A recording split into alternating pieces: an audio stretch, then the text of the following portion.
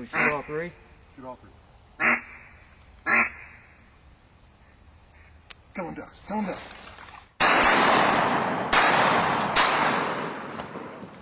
And this is a Tom Flaherty guide series call. I like it right down in here. That's good. Yeah, it works good. Yeah, sounds real good. Hi, I'm Tom Flaherty from Flaherty Game Calls. The next few minutes, I'd just like to walk you through the process of building a duck call from the beginning to the end. It's kind of a unique process, kind of old school way of doing it. It's all done by hand. It's kind of a lengthy process, but hopefully it'll kind of work for us. I'll start off with just grabbing a nice piece of coca-cola. Kind of the wood I prefer to use. It's a little harder. It's got a little more character than a lot of other woods. From here, we'll go our first step, which will be drilling the start hole in the barrel. Okay, now our step of starting to put the blank in the drill press to get ourselves nice and square to start our hole. Nice clean hole is really what we got to start with on this.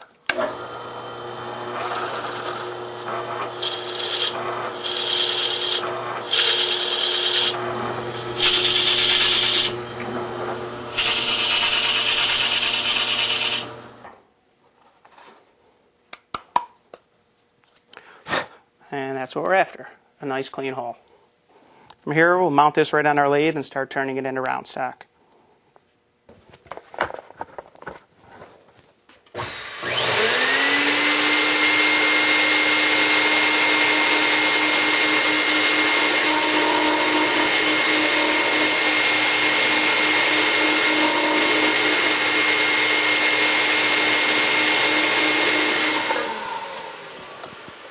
Okay, we knocked off the heavy stock. At this point, we got to put a couple gauge marks on here so we know where to really begin our cuts to qualify where the lanyard groove is going to go and where the band is going to mount. Okay, from here, we can start now shaping it actually into a call.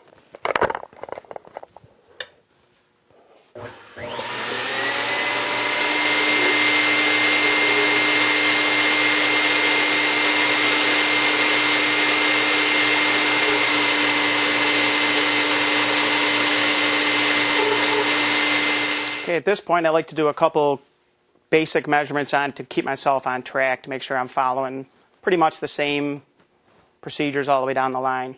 I don't use a template. I've turned enough of them. I like to kind of make each one a little unique. Hate to just start mass producing them, making them all exactly the same. Okay, so the basic shape is done minus any rough sanding I've got to do here. So at this point, kind of look at it and make a decision on what kind of band to put on it. Wood's got a lot of color to it, so I think I'll probably go with a brass colored band. I think that would probably look good in this call. Okay, as far as the turning goes, that would be it on turning. From here, we begin the sanding process.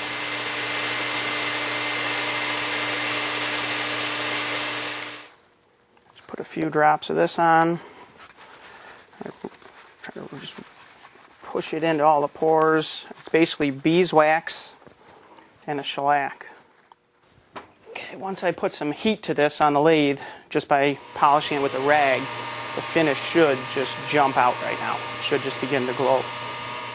The tuning of it, what I'll do is begin to make some adjustments to a combination of the reed and the tone board to get the desired sound. Every insert and every call will be a little different. It's all based on what the reed itself sounds like, how much bounce the reed has, and my own personal preference on doing it. I use a couple different style reed sets. I can kind of bounce around and get what I want by changing them. I'll start off right now just seeing what I get initially. Just set the insert in, set the reeds in, push them all the way to the back. I've pre-cut them.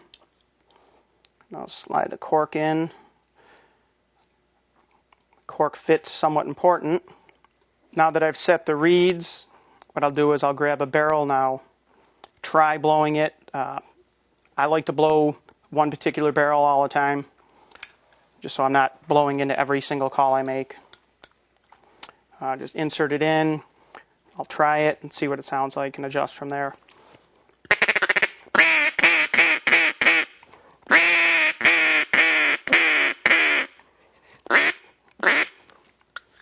Okay, from that, I can make a decision now at what to do.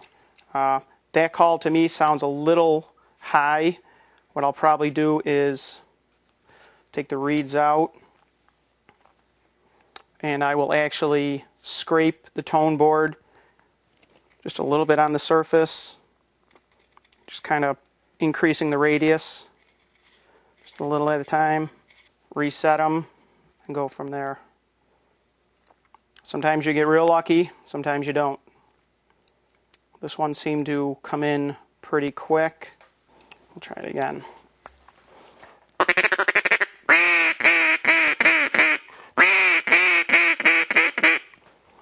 Okay, this is the call we put together today. We'll give it a final test run and see how it sounds again.